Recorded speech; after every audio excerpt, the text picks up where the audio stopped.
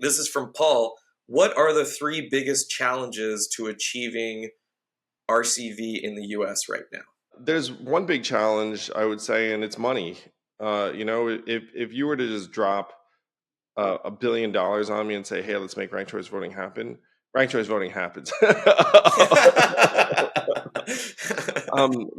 Because you would run ballot initiatives in every state over and over again. You'd be like, "What didn't work? Let's do it again. What did it cost last time? 25. Let's spend 50." You might actually have to go past $1 billion if you do the cowboy version that I'm Hey, but describing. that'd be a good start, $1 billion. Yeah, no. If you just pumped $1 billion, I know this in part because I'm on the board of the preeminent ranked choice voting nonprofit. It's called Fair Vote, and fairvote.org. Check it out if you're into this stuff.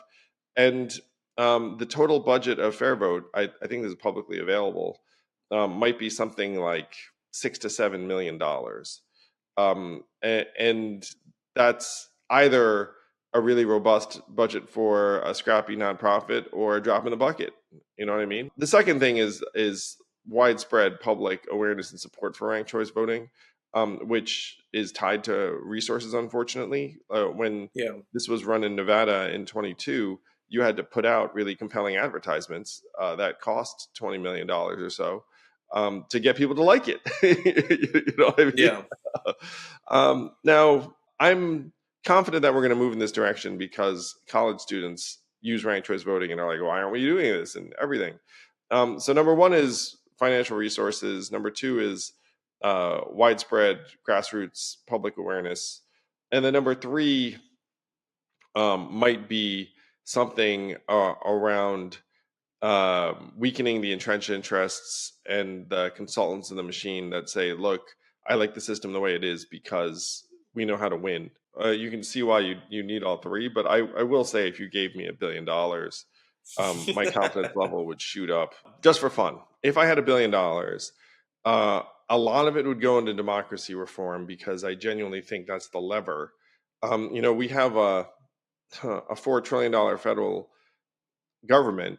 It's like imagine if that stuff was being used more effectively. One of the things I'm proudest of is Humanity Forward, which if you've been with me for a long time, you know this. And we'll have Liam on soon because what's funny is Liam and Humanity Forward don't like to talk about what they do. They're like secret agents where if you talk about it, like it becomes less probable.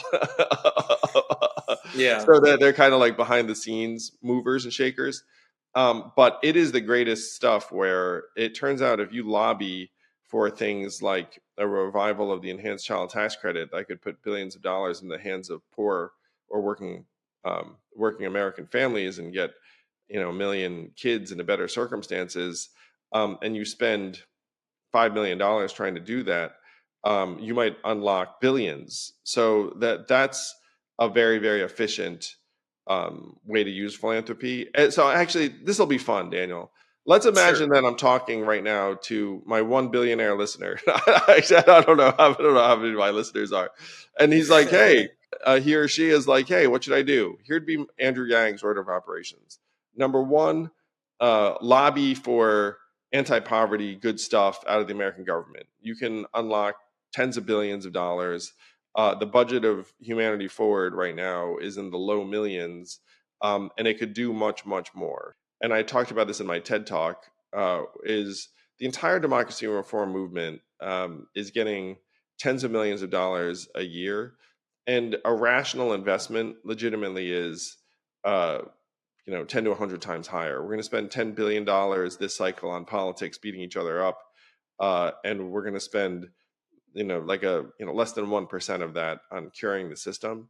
We should be spending 5% of that, 10% of that, which would be 500 million to a billion a year.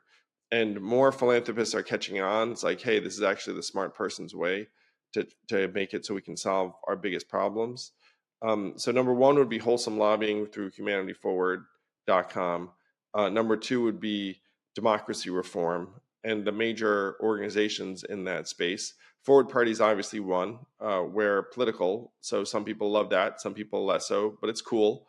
Some philanthropists are like, "Hey, I need that tax break," and so you'll drift towards a nonprofit. In the nonprofit space, it's fairvote.org, it's uniteamerica.org, they channel millions of dollars to various initiatives. So I'd say those would be my first two quick hits. And then the third place to channel resources is on direct giving organizations. Internationally, it's givedirectly.org. Domestically, I'm going to call out Scott Sanson's It's a Foundation. Wow, the world's a better place, man. I'm fantasizing. Should we just create the utopia right now on this podcast? If I become a billionaire, then then these orgs would all have much bigger budgets, and we'd be having a better shot at things. But in the absence of that, if people listening to this get fired up, that those are some of the philanthropic entities. Hey YouTube, thanks for watching. Please do hit like and subscribe, and hit that bell if you want to be notified every time a new episode drops. Thank you.